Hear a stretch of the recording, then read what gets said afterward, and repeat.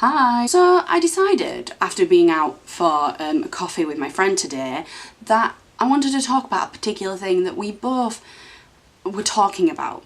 Now, I know I make a lot of videos ranting about fandom things, but fandom things. Oh dear, this is gonna go really well. I know I make a lot of videos ranting about fandom things, but this one is something that has really been bugging me for a long time in all the fandoms I've ever been in. So I just thought, you know what?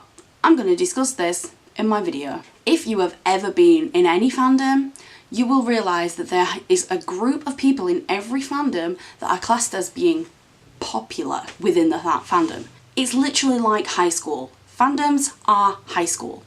So I don't know what qualifies these people to be popular, but for some reason they are like worshipped in a fandom. Everyone loves them and falls at their feet and think they're the best people in the world. And actually, underneath it all, they're usually quite shallow, selfish and up their own. If I'm being honest, I don't even think I need to mention what fandom I'm on about when I say this, but there is a particular fandom that I am part of, and there is a group of people who are very much that description. And if you're part of that fandom and thinking, oh gosh, is that me? Likelihood is, it is. Actually, likelihood is it isn't, because they're that up their own that they probably wouldn't even realise I was talking about them. And if you don't know what fandom I'm on about, then just don't worry about it and just focus on your own fandoms and think about this. Seriously, what qualifies someone to be so popular within a fandom? Like, what do they do? I know a lot of the time they make fandom blogs and fandom Twitters and stuff like this, but then all of a sudden, because one person makes this certain thing and it becomes really popular, they suddenly become the queen of the fandoms. And I just don't get how that works. There's a certain hierarchy in fandoms, and for some reason, once someone becomes a queen of a fandom, everything they do is perfect. They can't do wrong,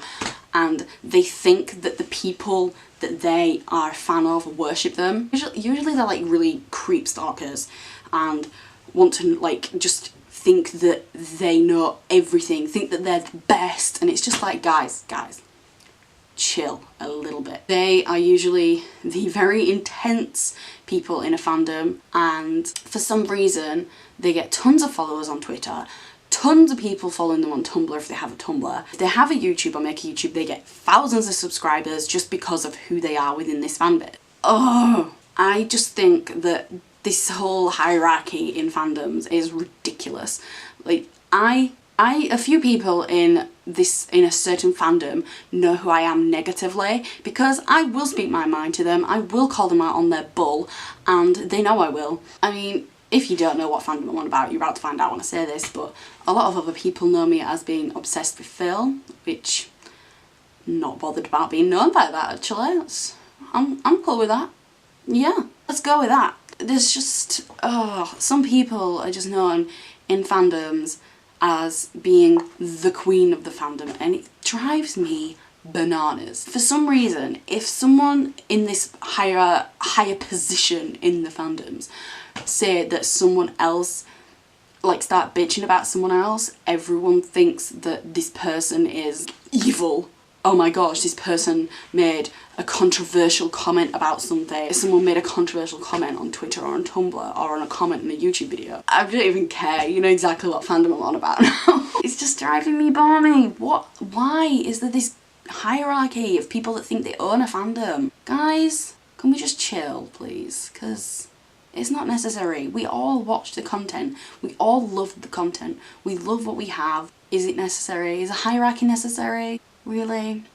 There is a group of people that think they own the fandom that are over 10 years younger than me, and they talk to me like I am a child. I'm like, excuse me, I am 28. Do not talk to me like I am a 10-year-old. When I went to Dat Goose, I'm friends with some people. I made friends with people that I'm very good friends with now, and there was these girls near me, and I'm not even kidding, the looks they gave me.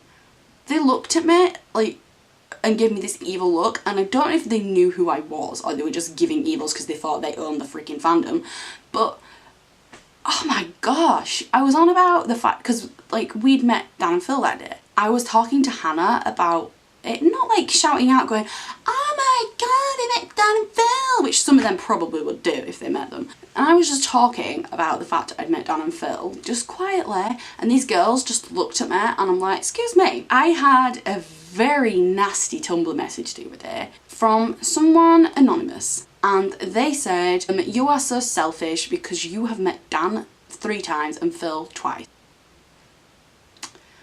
Can someone explain to me how that's selfish? First time I paid £80 to meet them. £80.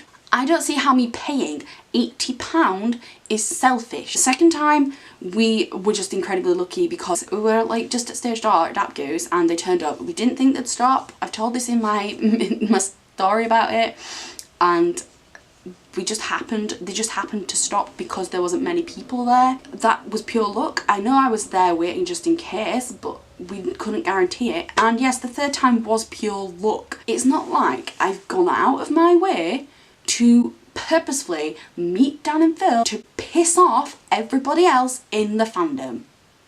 Just saying. And people have also said, if you met Dan and Phil, you shouldn't put them down for Summer in the City. Well, I'll tell you what, if they do Summer in the City and they do meet and greets, I'll be putting my name down. Fight me. So, yeah.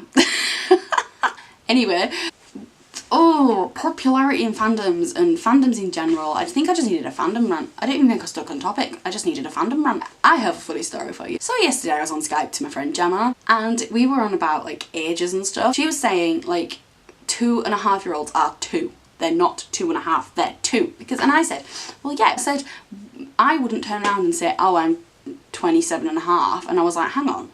Am I 27? And I was like sat there for a good 5 minutes forgetting how old I was. So basically yesterday I lost an entire year of my life. Gemma thought I was 27. When I met her I told her I was 27 when I was 28, right? I lost a year of my life yesterday. It was tragic. I had to ring my dad to ask him how old I was. It's just like how tragic this got. I needed to let that out of my system. I'm a bit stressed today. I'm a bit frustrated today. I'm in a bad mood. If you want to yell at me, then feel free. Comment below. I'm not bothered. Go for it. Give it all you got. I ain't bothered what the fandom think of me anymore. I will continue being selfish. If I continue meeting Dan and Phil multiple more times, I will be selfish, yeah. I won't care. I will continue calling people out in the fandom, and I will continue thinking that this whole popularity and hierarchy bull is a load of bull. Cool? Click subscribe if you want to. Can't say blame me if you didn't. So yeah, I'll see you next time. Cat talk. I shall see you next time. Goodbye.